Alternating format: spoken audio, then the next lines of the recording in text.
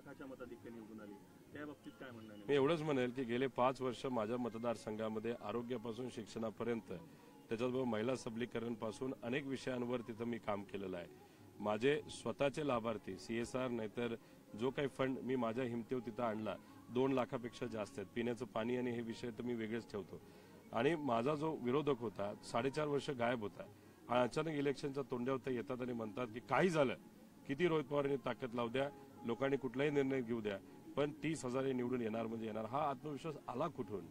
मग असं जर होणार असेल तर ज्या पद्धतीने आम्ही मतदारसंघामध्ये काम करतो, सर्व लोकांना समावेशक, जाती धर्म बाजूला ठेवून माणुसकीच्या नात्याने तिथं मदत करतो, आणि असं करून सुद्धा जर मताधिक्य घटत असेल तर मग चांगलं काम करणारे आमदार नाहीतर काही कार्यकर्ते नक्कीच विचार करतील की लोकांसाठी काम करायचं का 4.5 वर्षाला यायचं मतदारसंघामध्ये आणि फक्त दडपशाहीचा आणि पैशाचा वापर करायचा. पण किती काय झालं तरी आम्ही आमचा विचार सोडणार नाही, आमची पद्धत सोडणार नाही. आम्ही लोकांपर्यंत जाणार, लोकांना विश्वासात घेणार. आणि आज माझ्या मतदारसंघामध्ये बघितलं तर नेते माझ्याबरोबर नव्हते, पण सामान्य कार्यकर्ते पदाधिकारी होते आणि लोक माझ्याबरोबर होते.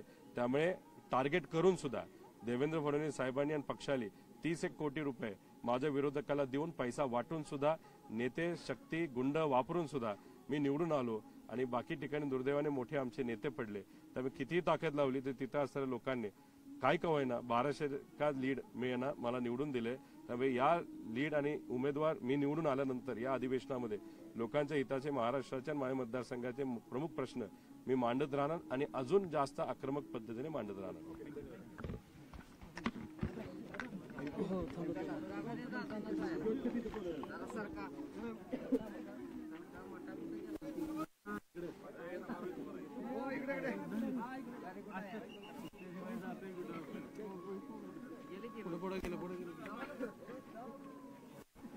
एक छोटासा बाईट पाहिजे राहुल तपासे बी मला काय सांगाल? आता तुमचं समोरासमोर एकमेकाशी गाठभेट झाली, तुम्ही त्यांच्या पायाही पडलात, आशीर्वाद घेतले. पाया मी माझे ते काका आहेत म्हणून मी पाया पडलो.